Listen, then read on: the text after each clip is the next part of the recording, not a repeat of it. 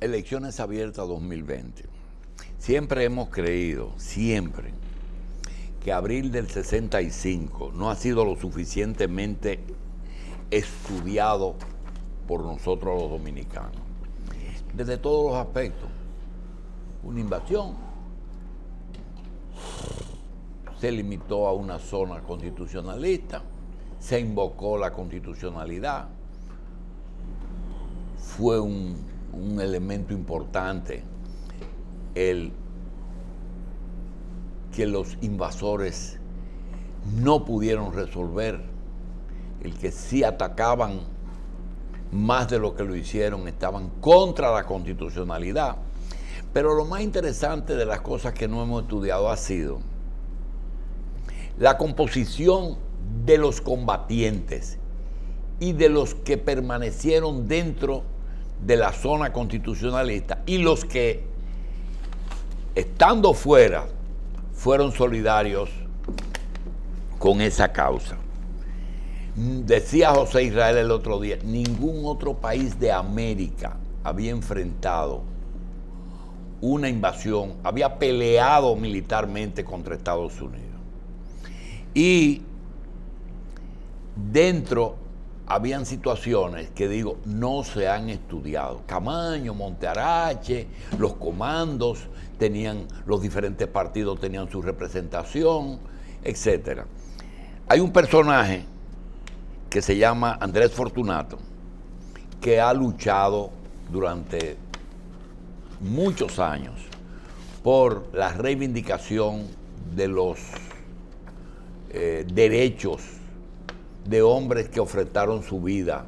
Algunos se perdieron, otros todavía ya con mucha edad luchan por su supervivencia. Los partidos políticos, algunos le han correspondido, pero no al nivel de su actuación.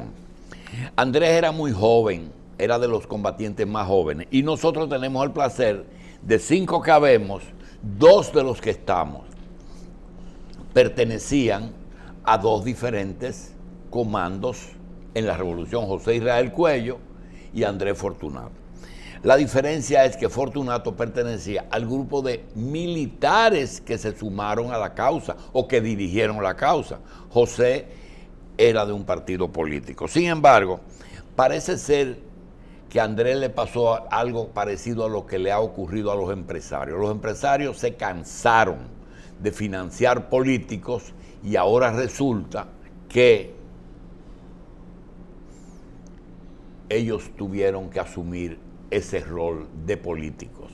Parece que Andrés después es al revés. Los políticos se cansaron de propiciar fortunas de empresarios y se proclamaron empresarios. Pues Andrés se pasó luchando muchísimo y ahora resulta que él es candidato y apoya candidatos. Por primera vez los constitucionalistas abiertamente, naturalmente ellos apoyaron al PRD en aquella época. Andrés, háblanos de eso. Bueno, buenos días y gracias por permitirme compartir con ustedes este espacio.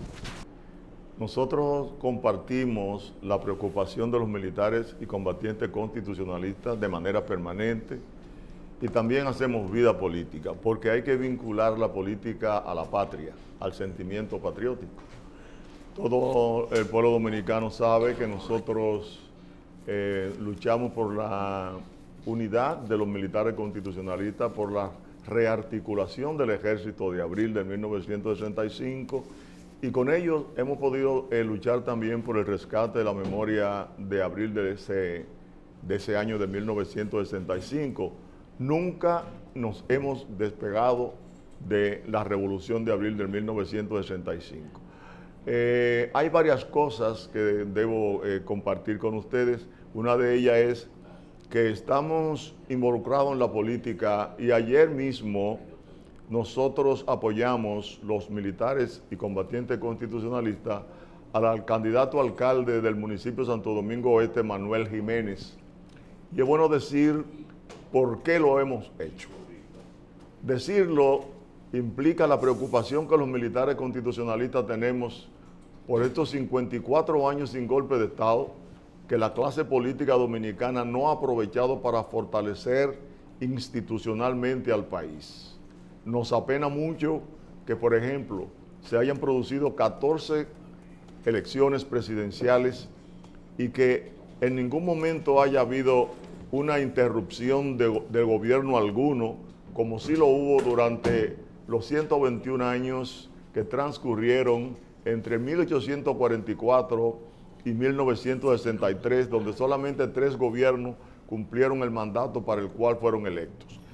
La Revolución de Abril ha parido la oportunidad de darle apertura a la democracia en la República Dominicana, pero se ha desperdiciado. Después que los políticos dominicanos fuimos perseguidos por haber participado en la Revolución de Abril de 1965, conjuntamente con los militares constitucionalistas, y esa actitud del gobierno de 12 años de Joaquín Balaguer ha provocado, con todas las muertes que hubieron, ha provocado la abdicación de conciencia de la mayoría de los políticos en el país y han caído en un laissez-faire político, han caído inclusive en no reconocer la Constitución por la cual luchamos como el ente fundamental de la vida de este país y se han cualquierizado la vida política al extremo de que nosotros tenemos el ejemplo más grande de América Latina tal vez y parte del mundo, que es que tenemos un Congreso que lo que aspira es a vivir privilegiado, como lo explica el hecho de que el actual Congreso de la República Dominicana, y es parte de la descomposición de las ideas políticas, tiene un presupuesto 4 veces superior a 4 ministerios. Por ejemplo, el Congreso tiene un presupuesto de 7.231 millones de pesos y es superior entonces al de deporte. Deporte tiene una cantidad de 2.933 millones, menos de la mitad que el Congreso, y tiene que ver con todo el quehacer político a nivel nacional, deportivo. El caso de cultura nos preocupa, porque es el reflejo de que no hay un Estado que tiende a cumplir con el mandato de la racionalización administrativa y política que tiene que tener el país. Cuando cultura, que tiene que luchar por la identidad del pueblo dominicano, por recuperar cosas como Abril, por ejemplo, tiene un presupuesto solamente de 2.533 millones, 88 millones, y la mujer tiene 735 millones, con los problemas que hay en la República Dominicana con ese sector, y los jóvenes tienen 611 millones con la problemática que tiene la juventud. Lo que quiere decir que los poderes del Estado se han aprovechado para privilegiar a los miembros que la componen. Y es una preocupación que tenemos los militares y combatientes constitucionalistas y que nos hace ser políticos y que nos hace también nosotros apoyar a candidatos como el que apoyamos ayer, Manuel Jiménez, quien ha demostrado ser un ciudadano probado en términos de la defensa de los valores y principios de este país, cuando él se opuso a que Loma Miranda fuera explotada, cuando él fue quien propuso el mes de la patria, cuando a él le han aprobado más de 40 leyes en el Congreso, cuando él inclusive fue quien propuso la ley que declara el 28 de abril de cada año como año de la defensa de la soberanía nacional. Entonces, este candidato es el ejemplo de los tipos de candidatos que tienen que venir a ser apoyados por la sociedad dominicana para las próximas elecciones, atendiendo también a un factor constitucional que es el artículo 142 de nuestra Constitución, que expresa claramente que los cargos públicos deben de ser ocupados en base a mérito y profesionalización. O sea, el problema del clientelismo, el problema del amiguismo, el problema que castiga el artículo 146 de la Constitución de la República cuando proscribe la corrupción, hay que hacerlo cumplir y hay que hacerle conciencia al país. Nos preocupa también grandemente. Doctor, disculpe, usted ha dicho que los partidos políticos son una fábrica de corrupción. Son una fábrica de corrupción. Entonces, el panorama que usted está presentando, de toda esta situación que no se compadece con que haya pulcritud en el manejo de los fondos públicos. Y fue esto lo que dio prácticamente origen para impulsar la Revolución de Abril, ¿Cree usted que hay alguna similitud entre aquella situación y esta? Sí, claro, pervive. Si usted se lee, por ejemplo, o los amigos televidentes, si lo han leído también, a Camaño, biografía de una época, de Hanle Herman, en la página 90, hay una descripción de la conversación que tuvieron, de una de las conversaciones que tuvieron Rafael Fernández Domínguez y el coronel Camaño. Cuando el coronel Fernández Domínguez quiere que Camaño forme parte del movimiento para derrocar al triunvirato y volver a Bosch y la constitucionalidad, Camaño ya, cuando cede, dice que él se encargaría de la policía, pero le dijo: Rafaelito, tú sabes lo que está ocurriendo, que la repartición, la distribución de la droga se está controlando desde la policía. Está corruptamente afectada la policía. Esos fueron los planteamientos de Camaño a Rafael Tomás Fernández Domínguez. Eso fue en el 64. Todo el mundo conoce aquí que cuando Trujillo muere, deja unos 11 millones más o menos de deuda con el Fondo Monetario Internacional, y cuando la revolución estalla, esa deuda externa estaba por más de 160 millones de dólares. Y todo fue repartido, todo el mundo conoce las cantinas militares. Inclusive, si no hubiese habido tanta corrupción en el gobierno del triunvirato y las distintas instituciones del país, la revolución a lo mejor no estalla como estalló, con ese interés del país, con ese interés de los militares. Quien le habla el 24 de abril en la mañana era cadete y fue a la base, al hospital militar de la Fuerza Aérea a buscar medicina para una gripe que nos dio, que nos bañamos en la piscina el día que llegamos de celebrar el 21 de abril, que fue la batalla de la carrera, en Asua. Nos bañamos muchos y nos dio una gripe grande. No había medicina ni para la gripe el 24 de abril. Cuando llego a la academia, el médico Musamatar Tuma, que era el médico de nosotros, tenía una clínica en la Duarte llegando a las Mercedes, y me dio una orden para que me soltaran, me sacaran en libertad antes de que comiera, para que fuera a su clínica a buscar la medicina. Es decir, el desastre de la corrupción ha imperado siempre en la República Dominicana, y todo el que ha conocido un poquito la historia sabe que en el primer gobierno constitucional de Santana fue interpelado su ministro de Hacienda, Ricardo Miura, por la corrupción que se había detectado, que había detectado el Congreso consultor que había en ese momento, que se estaba dando a lo interno del gobierno de Santana.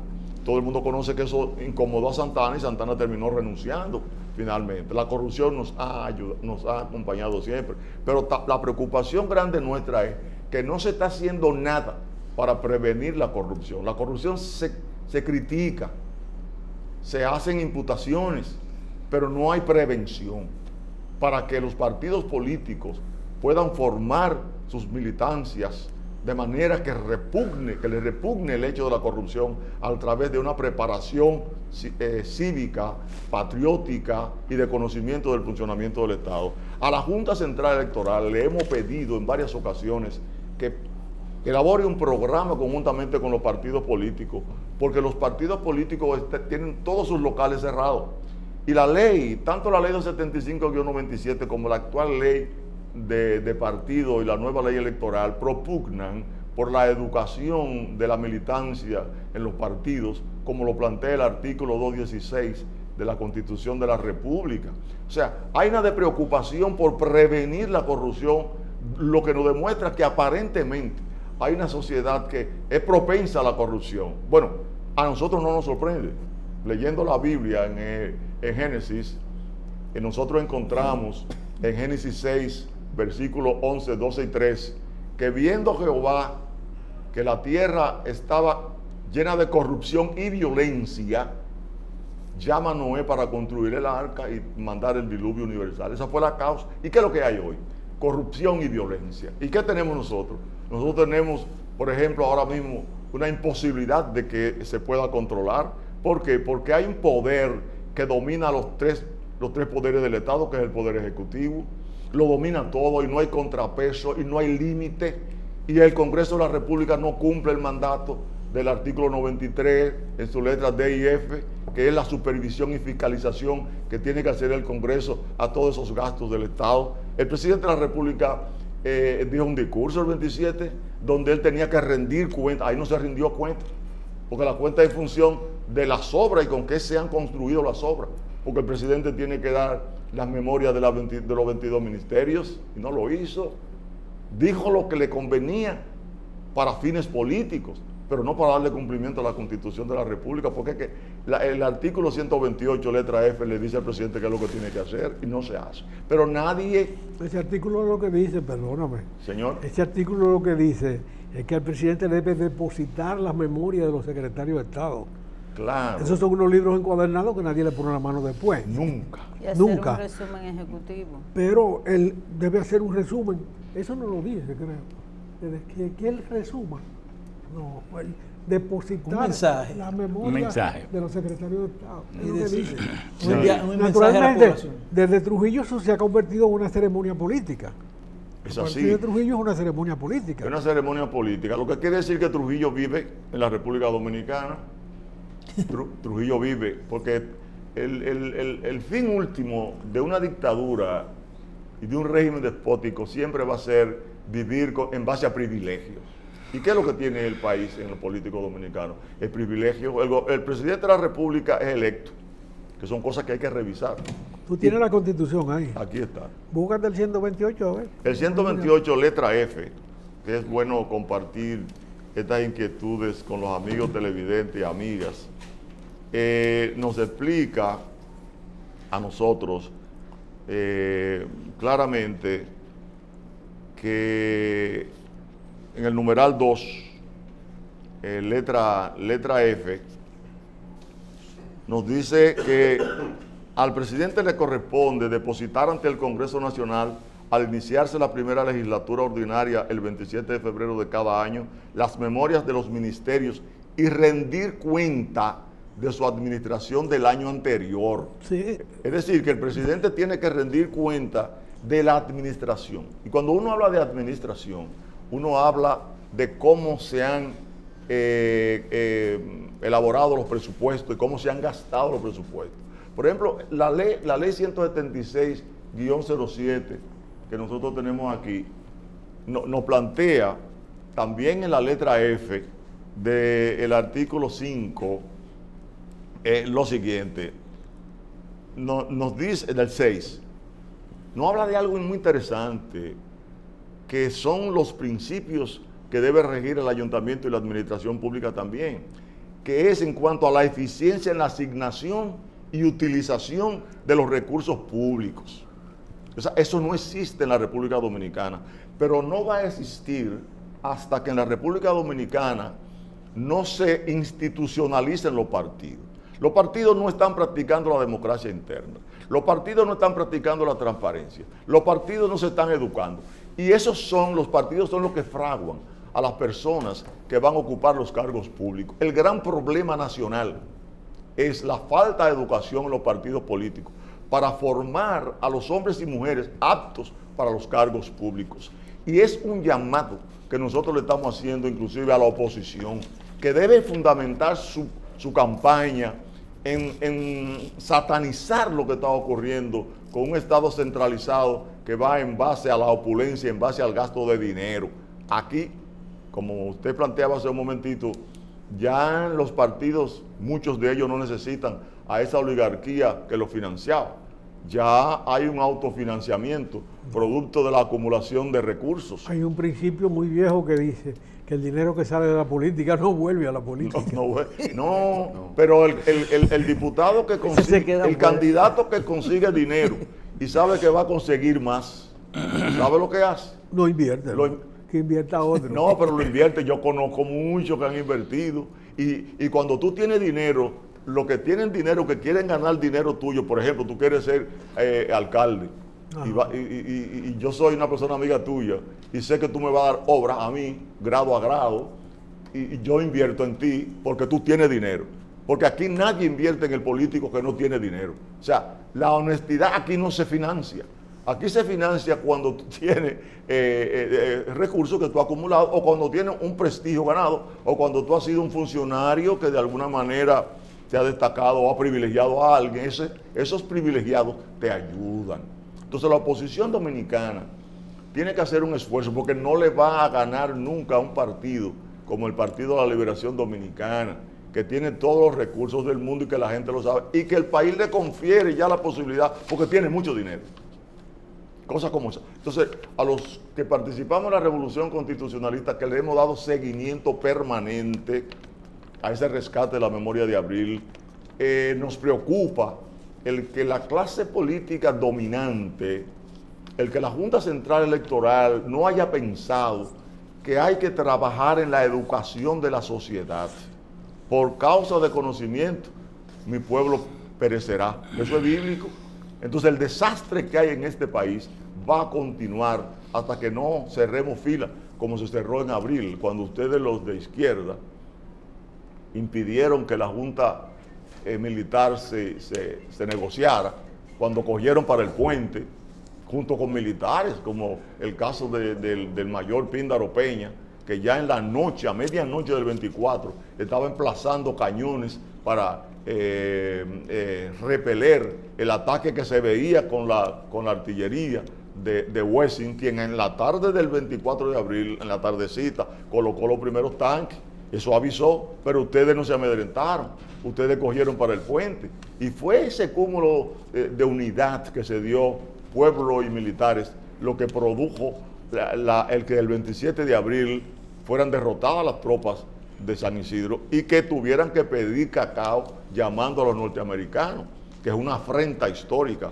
Se decía hace un momentito que la Revolución Constitucionalista es la primera revolución que enfrenta, el primer grupo que enfrenta un poder tan fuerte en América Latina como el de los norteamericanos. Los americanos vinieron con el general más experimentado del Pentágono, que fue el general Bruce Palmer. ¿Y qué? Ustedes conocen muy bien lo que ocurrió cuando quisieron atacar, cuando atacaron a Ciudad Nueva el 15 y 16 de junio. Esos son hechos que tienen que ser resaltantes, que todos los jóvenes dominicanos tienen que conocer para amar su historia. Se escribió una historia de honor y dignidad en abril, que ahora nosotros esperamos que en este 24 de abril, en los actos que vamos a celebrar, en algún momento el presidente de la República permita que las Fuerzas Armadas y la Policía Nacional participen junto a nosotros en la celebración de abril. ¿Por qué decimos esto? Nosotros lo decimos porque es que el acontecimiento más importante de la Fuerza Armada de la República Dominicana fue la participación en la Revolución Constitucionalista. Fueron militares los que defendieron el artículo 161 de la Constitución de 1963, que establecía que es misión de las Fuerzas Armadas la preservación de la soberanía nacional, el mantenimiento del orden público, la Constitución y las leyes. Fueron militares, como el caso del coronel Rafael Tomás Fernández Domínguez, como el caso del coronel Camaño, que ya yéndose a Londres el 21 de enero de 1966, habla en una rueda de prensa de las grandes ventajas de abril, a pesar del sacrificio y el dolor y la sangre. Y él dice que vale la pena porque eso nos permite pensar que en algún momento vamos a tener una democracia constitucional como no la hay en la República Dominicana todavía. Muchas gracias, Andrés, por tu presencia aquí y mucho éxito en este paso político nuevo que da. Sí. Arranca ese movimiento por los ayuntamientos. Sí, nosotros el 6 de noviembre, los militares y combatientes constitucionalistas, dimos a conocer a la luz pública de que quedaba formado el movimiento cívico constitucional 24 de abril.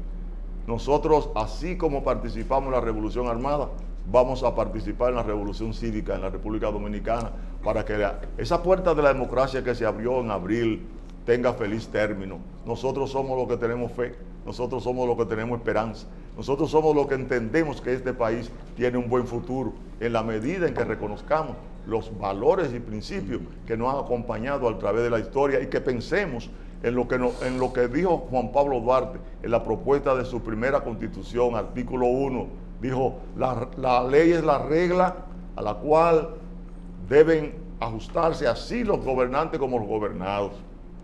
Bosch lo sentenció de igual manera cuando dijo en su discurso del 27 de febrero de 1963 que en una democracia no debe haber otro gobierno que no sea el gobierno de la ley.